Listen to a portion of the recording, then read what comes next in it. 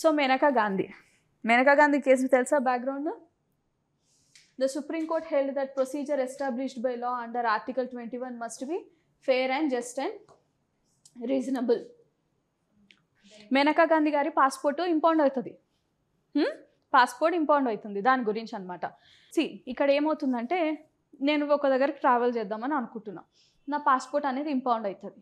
Authorities ఏం చెప్తారు, passport యాక్ట్లో ఉన్న ప్రొవిజన్స్ ప్రకారము మేము ఇంపౌండ్ చేస్తున్నాం అంటారు. నేనంటారు అరే ఇది అన్యాయం బాబు, అట్లీస్ట్ నాకు రీజన్స్ చెప్పాలి, నాకు ఒక ఎక్స్ప్లెనేషన్ ఇచ్చుకునే ఛాన్స్ ఇవ్వాలి కదా, ఏది ఇవ్వకుండా పాస్పోర్ట్ ఇంపౌండ్ చేస్తున్నామంటే ఏంది అది అంటే, ఈ యాక్ట్ ప్రకారం ఈ చట్టం ప్రకారం ఇట్లా ఉంది మేము ఇట్లా చేస్తున్నాం అంటారు. చట్టంలో ఉంటే ఏదైనా అట్లా చేసేస్తారు, ఒక ప్రొసీజర్ ఉండదు, ఒక పద్ధతి ఉండదు, ఏముండదా అని చెప్పేసి వెళ్ళారు. అప్పుడు అన్నారు నా పాస్పోర్ట్ ఇంపోర్ట్ చేశారండి, నాకు లిబర్టీ 21 ప్రకారం నా లిబర్టీ ఉంది, ఆ లిబర్టీ వాయిలేట్ అయింది అని వీళ్ళు అంటారు. ఇది మరీ బాగుంది, మీ లిబర్టీని మేమేడ వాయిలేట్ చేసిన, ఏకే గోపాలని ఏం చెప్పారు రిస్ట్రిక్షన్ అట్లా ఏం లేదు, జస్ట్ పాస్పోర్ట్ తీసుకుని ఆ మాత్రం దానికి లిబర్టీ వాయిలేట్ అయిందా అంటారు. నేను వెళ్ళాలనుకున్న చోటుకి నన్ను వెళ్ళనీయకుండా ఆపారు అంటే నా లిబర్టీ వాయిలేట్ అయినట్టేగా. Yes or no? You have a right to go from this building to outside. నేను ఇక్కడ ఉండేసి దాటితే నేను మిమ్మల్ని కాల్ చేస్తా అని చెప్పేసి గన్ పట్టుకొని కూర్చున్నా AK-47. ఇప్పుడు నేను ఇక్కడ ఏం చేయలేదు, కానీ మీకు ఆటోమేటిక్గా ఫియర్ క్రియేట్ అయ్యింది. I have stopped you from moving కదా, వైలేషన్ అన్నట్టే కదా ఇది కూడా, అర్థమవుతుందా? అక్కడ అదే అయింది, నా పాస్పోర్ట్ ఇంపోజ్ చేసి you are stopped me from going abroad which is my right. So వాళ్ళు అంటారు, అథారిటీస్ అంటారు అంటే దట్ స్టేట్ ఆర్గ్యుమెంట్ ఏంటిది, యాక్ట్లో ఉంది మేము చేసామంటాం. ఇక్కడ మేనకా గాంధీ సైడ్ నుండి ఆర్గ్యుమెంట్ ఏంటి, ఉంటే చేసేస్తారా, అసలు అలా రీజనబుల్ జస్టా ఫేవరబుల్ ఉండదా చూసుకోరా అంటారు.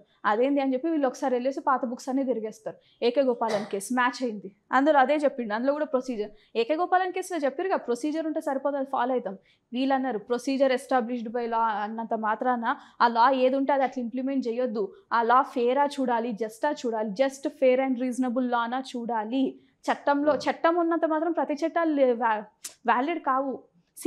నా మాటే శాసనం అనేటట్టుగా మనం ఇప్పుడు ఎందులో ఉన్నాం, రాజరిక కాలంలో లేం, డెమోక్రసీలో ఉన్నాం మనము కదా. పీపుల్ రైట్స్కి వైలేట్ అయ్యేటట్టుగా చట్టం ఉందనుకోండి అది చెల్లదు. ఇక్కడ నుండి ఆర్టికల్ 21 చాలా డైనమిక్గా మారడం మొదలైంది.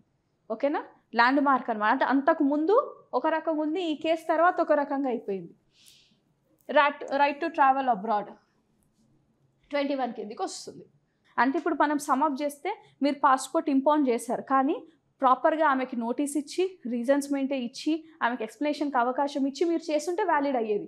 అవేవి లేకుండా మీరు చేసిరు కాబట్టి ఇది చెల్లదు, ఎందుకంటే డ్యూ ప్రాసెస్ మీరు ఫాలో అవ్వలేదు. అర్థమైందా? Yes or no? Sure? Clear? వస్తే రాస్తారు కదా.